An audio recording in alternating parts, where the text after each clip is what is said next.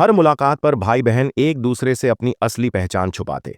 भाई खुद को मॉल में तैनात एक सिक्योरिटी गार्ड बताता, जबकि बहन सड़क सफाई का काम करने वाली बन जाती।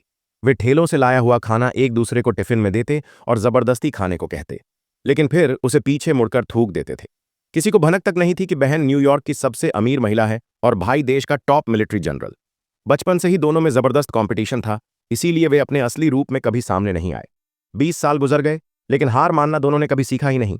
इस बार डर ये था, अगर दूसरा साधारण निकला तो अहंकार को ठेस पहुंच सकती है।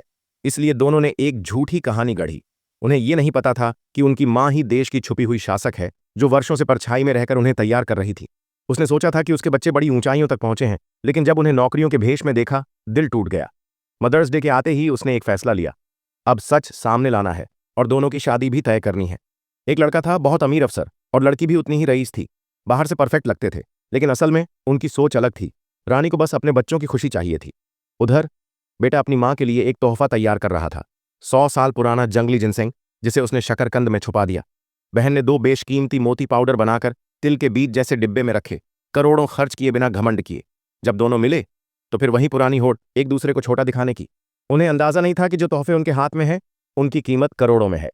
आखिरकार मदर्स डे पर दोनों अपनी पुरानी ट्राइसिकल उठाकर गांव लौट आए। वहीं रानी ने पहले ही अपने गिफ्ट्स तैयार कर रखे थे। बेटे के लिए लग्जरी घड़ी, बेटी के लिए 99 हीरो वाला हार, यहां तक कि भाभी, दामाद और बहू से कहा गया कि वे भी $5.2 मिलियन के तोहफे लाएं। सब तय हो गया और रानी ने कहा, अब कोई डिस्टर्ब ना करे। उसने खुद मुखिया को जानकारी दी। गांव के गेट पर तीनों इंतजार कर रहे थे, लेकिन अमीर लड़का और लड़की पहले ही पहुंच चुके थे और शिकायतों की झड़ी लगा दी। रानी शांत रही, बस नाम पूछा।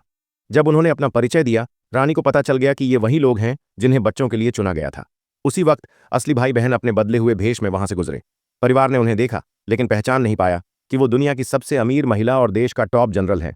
उधर लड़की घमंड में बोलती रही जैसे रानी को उसकी चालें नहीं पता। उसने पूछा, कितना पैसा लगेगा?